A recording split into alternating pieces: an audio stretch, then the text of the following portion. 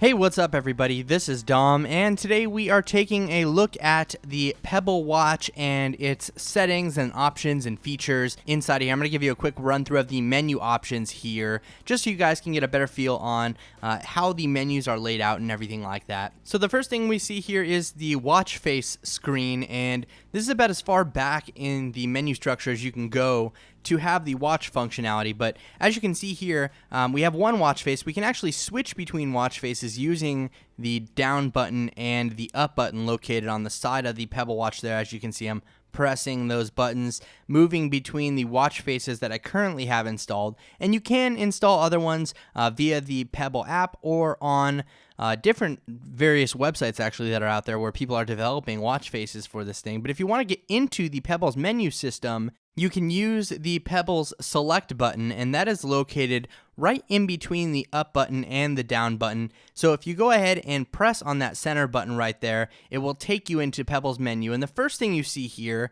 is music controls. Now this will allow you to control all the music on your device.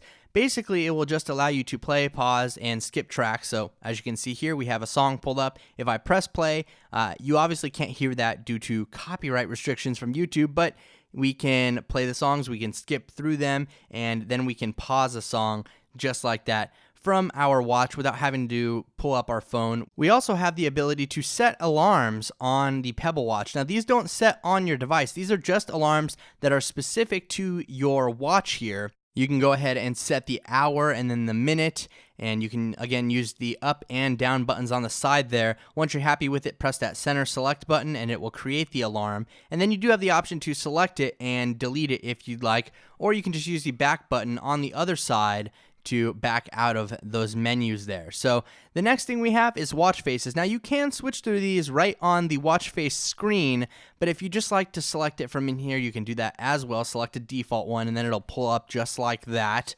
And so you can change the default watch faces in the settings, or like I said, you can flip through them using the top and the bottom button on the side there. So let's go ahead and continue on here. We will check out the settings. Now inside of the settings here, you'll find various options for the device.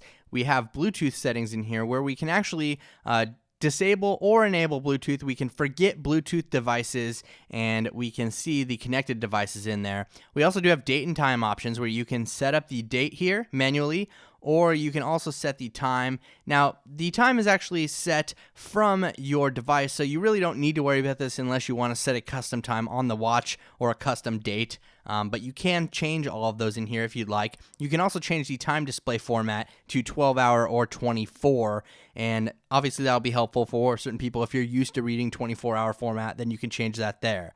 Here we have display settings. Now this will allow you to control the backlight on the Pebble, so you can have it enabled, auto, or off, depending on what your preference is. Obviously, having it disabled or on auto may save battery life a little better, but you can switch it on and off in here as you please in the settings for the display settings, obviously. And then we have motion backlight. Now this will allow you to have the backlight turn on if you flick your wrist. So whenever the accelerometer in there senses that it's been flicked, you will be able to have the light turn on, having that enabled. You also have the ability to turn on and off notifications. If you maybe like some do not disturb time there, you can set them to off. The next option we have here is font size, which will format the font to be small or large in the text notifications and stuff like that, depending on your preference. And then finally, we do have the options for vibration. So if you don't want your wrist to vibrate every time you get a notification, you can go ahead and disable that just by pressing that center select button. Coming down the stretch here, we do have the about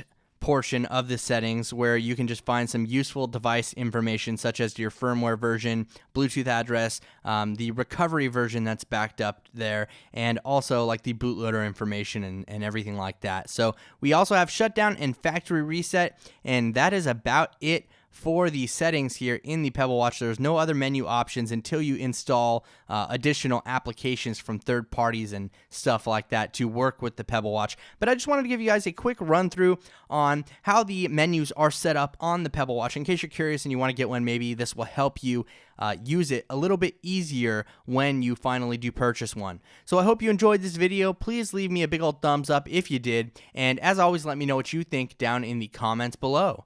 Thanks again for watching, everybody. This is Dom, and have a great day.